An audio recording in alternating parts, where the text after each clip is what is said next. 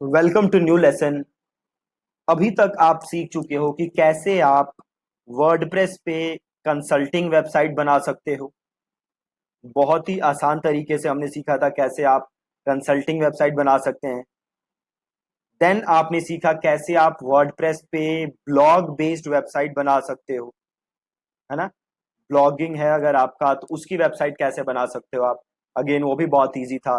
Then आपने ये भी सीखा कि कैसे आप वर्डप्रेस की अपने वेबसाइट की जो लोड स्पीड है उसको कैसे आप इंप्रूव कर सकते हो, क्या क्या सेटिंग्स आप कर सकते हो जिससे कि आपके वेबसाइट की लोड स्पीड अच्छी हो सके। देन आप डिफरेंट प्लगइन्स के बारे में भी सीख चुके हो जो कि आप यूज कर सकते हो अपने वेबसाइट की परफॉर्मेंस को इम्प्रूव करने के लिए।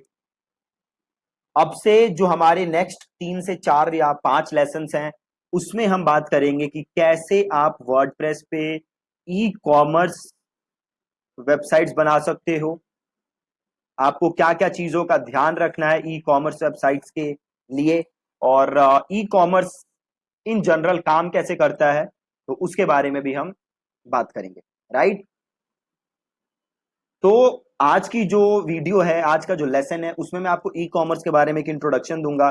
देन वर्डप्रेस पे ई कॉमर्स आप कैसे बना सकते हो उसके बारे में बताऊंगा। प्लस अगर आप ई कॉमर्स बिजनेस करने की सोच रहे हो तो आपको किन किन चीजों का ध्यान रखना चाहिए। देखो, सबसे बड़ी गलती लोग क्या करते हैं, अगेन मैं आपको डिस्करेज करने के लिए नहीं कर रहा, कह रहा सबसे बड़ी गलती लोग ई कॉमर्स बिजनेस में ये करते हैं कि उन्हें लगता है कि जस्ट वो एक वेबसाइट बना देंगे तो उनका काम बन जाएगा। सी, ई कॉमर्स बिजनेस में वेबसाइट बनाना लीस्ट इंपॉर्टेंट काम है। मैं अपने आप को रिपीट कर रहा हूं, ई कॉमर्स बिजनेस में वेबसाइट बनाना लीस्ट इंपॉर्टेंट काम है। लीस्ट इंपॉर्टेंट बोले तो सबसे कम जरूरी काम है वेबसाइट बनाना। ई कॉमर्स बिजनेस आप जब करते हो तो उसमें बड़ी सारी चीजें हैं। पहला, आप प्रोडक्ट का प्रोक्योरमेंट कैसे करोगे, कहां से प्रोडक्ट लाओगे, इन्वेंट्री के बारे में देखना, कितनी इन्वेंट्री है, कहां से इन्वेंट्री रखोगे, उसकी डिलीवरी के बारे में ध्यान रखना, कैसे डिलीवरी करोगे कैसे नहीं करोगे, सीओडी के बारे में ध्यान रखना, रिटर्न्स के बारे में ध्यान रखना, रिटर्न्स का क्या करोगे कैसे प्रोसेस होगा पूरा। तो बड़ी सारी चीजें हैं ई कॉमर्स बिजनेस में जो आपको ध्यान देना है। और सबसे इंपॉर्टेंट चीज जो मैंने यहां पे नहीं लिखा वो है ट्रैफिक। कैसे आप अपनी ई कॉमर्स वेबसाइट पे ज्यादा से ज्यादा ट्रैफिक भेज सकते हो। अभी देखो, अगर मैं आपसे अभी पूछूं कि इंडिया में कौन कौन सी ई कॉमर्स वेबसाइट्स हैं तो आप नाम बताओ। आपके पास दिमाग में क्या क्या नाम आएगा। चलिए आप, मैं बताता हूं आपको मेरे दिमाग में क्या आ रहा है। नंबर 1 मेरे दिमाग में आ रहा है अमेजॉन। नंबर 2 मेरे दिमाग में आ रहा है फ्लिपकार्ट। नंबर 3 मेरे दिमाग में आ रहा है मिंत्रा। सही बोल रहा हूं, अभी आगे इसके बाद आगे दिमाग में कुछ नहीं आ रहा। अमेजॉन, फ्लिपकार्ट, मिंत्रा के बारे में अगर थोड़ा सा और मैं दिमाग पे जोर डालूं, देन स्नैपडील है, देन पेटीएम मॉल है, और क्या है, मेजर यही दिमाग में आ रहा है मेरे। बट क्या इंडिया में बस 6 या 7 या 10 ई कॉमर्स वेबसाइट्स हैं? जी नहीं, इंडिया में लाखों ई कॉमर्स वेबसाइट्स हैं, लाखों ई कॉमर्स वेबसाइट्स हैं। और मैं गारंटी दे रहा हूं आज आपको, उसमें से 90% वेबसाइट्स महीने का 10 लाख रुपए का भी रिवेन्यू नहीं करती होंगी। 10 लाख तो ज्यादा बोल दिया मैंने, 5 लाख का रिवेन्यू भी नहीं करती होंगी। क्यों नहीं करती होंगी? क्योंकि मेजॉरिटी लोग ध्यान देते हैं किस चीज पे, वेबसाइट के ऊपर और बाकी ताम झाम की चीजों पे, जबकि मेन चीज है आपका ट्रैफिक। वेबसाइट फर्स्ट स्टेप है, बट वेबसाइट आपके ई कॉमर्स बिजनेस का सक्सेस गारंटी नहीं करेगा। क्या करेगा सक्सेस गारंटी? ट्रैफिक, और वो ट्रैफिक कन्वर्ट हो, ये आपके बिजनेस की सक्सेस गारंटी करेगी।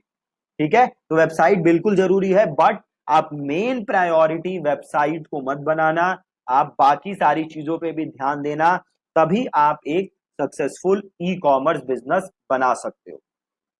अब मैं बात करता हूं कि अगर आप ई कॉमर्स वेबसाइट बनाना चाहते हो तो आपके पास ऑप्शंस क्या क्या हैं। देखो, आपके पास ऑप्शन है शॉपिफाई का, आप शॉपिफाई यूज कर सकते हो और और अपनी ई कॉमर्स वेबसाइट बना सकते हो। शॉपिफाई के साथ दिक्कत क्या है, शॉपिफाई में होता है मंथली सब्सक्रिप्शन। ठीक है जी, शॉपिफाई में है आप मंथली सब्सक्रिप्शन, आपको मंथली शॉपिफाई को फीस देनी पड़ती है, प्लस जो भी आप सेल करते हो उस पे एक सर्टन कमीशन भी देना पड़ता है। सपोज आपने 1 करोड़ की सेल की तो उस पे एक सर्टन कमीशन होता है, परसेंटेज होता है जो आपको शॉपिफाई को देना पड़ता है। वो अलग अलग प्लान्स के लिए अलग अलग कमीशन है। प्लस अगर शॉपिफाई का अपना पेमेंट प्लेटफॉर्म यूज करते हो तो उसके लिए शायद फ्री है या कुछ और रेट है। तो ये शॉपिफाई यूज कर सकते हो आप। शॉपिफाई के अलावा भी और बड़े सारे ऑप्शन हैं जो कि आप ई कॉमर्स के लिए यूज कर सकते हो। राइट, अभी जो सबसे फेमस है वो है शॉपिफाई, बट शॉपिफाई के अलावा भी बड़े सारे प्लेटफॉर्म्स हैं। अगेन, शॉपिफाई के साथ दिक्कत क्या है कि शॉपिफाई पेड है। Right, Shopify is not free. अब बात करते हैं वर्डप्रेस की, कि हम वर्डप्रेस क्यों यूज करेंगे ई कॉमर्स के लिए। पहली चीज तो फ्री है, सबसे मेजर चीज। जो शॉपिफाई में आप मंथली सब्सक्रिप्शन दे रहे हो वो देने की आपको वर्डप्रेस में जरूरत नहीं है। ठीक है, वर्डप्रेस के लिए आपको क्या चाहिए, जस्ट आपको चाहिए डोमेन होस्टिंग और आप अपनी वेबसाइट बना सकते हो। ठीक है जी, बहुत ही ज्यादा इजी।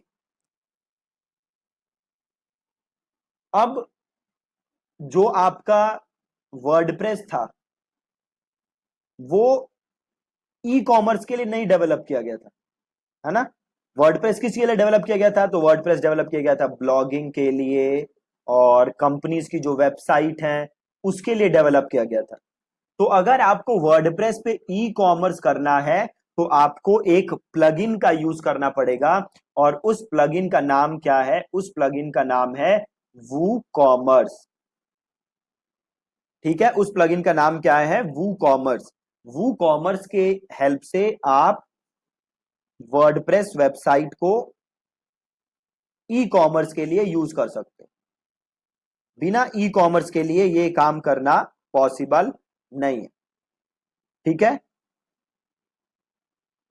तो पहली बात तो ये होगी कि आपको क्या यूज करना पड़ेगा, आपको यूज करना पड़ेगा वू कॉमर्स। अब अगेन, वू कॉमर्स क्या है, वू कॉमर्स एक प्लगइन है। वू कॉमर्स एक प्लगइन है जिसकी हेल्प से आप ई कॉमर्स वेबसाइट वर्डप्रेस के ऊपर बना सकते हो। जैसे हमने और बड़े सारे प्लगइन्स देखे हैं ना जिसकी हेल्प से हम वर्डप्रेस को इंप्रूव कर सकते हैं, सिमिलरली वैसे ही आपका वू कॉमर्स है जिसकी हेल्प से आप ई कॉमर्स वेबसाइट वर्डप्रेस के ऊपर बना सकते हो।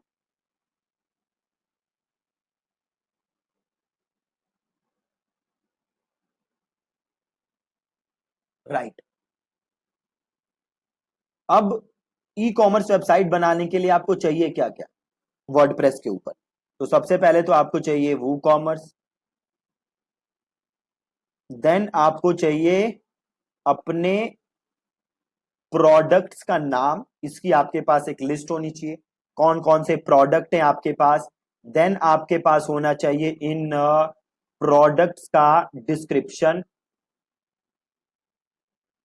ठीक है, देन आपके पास होनी चाहिए इनकी प्राइसिंग डिटेल, आप क्या क्या प्राइस है प्रोडक्ट का, आप कोई डिस्काउंट दे रहे हो या नहीं दे रहे।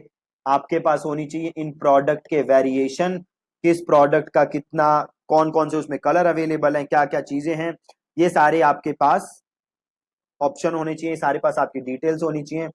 देन आपके पास होनी चाहिए प्रोडक्ट फोटोज। अब ई कॉमर्स में प्रोडक्ट की फोटोज का बहुत ही इंपॉर्टेंट रोल है, तो आपके पास प्रोडक्ट की फोटोज होनी चाहिए, और फोटोज होनी चाहिए आपके पास मल्टीपल एंगल से। मल्टीपल एंगल से। सपोज करो आप अगर एक शर्ट बेच रहे हो, तो ये नहीं कि शर्ट की फ्रंट से एक फोटो ले ली आपने और दैट्स इट।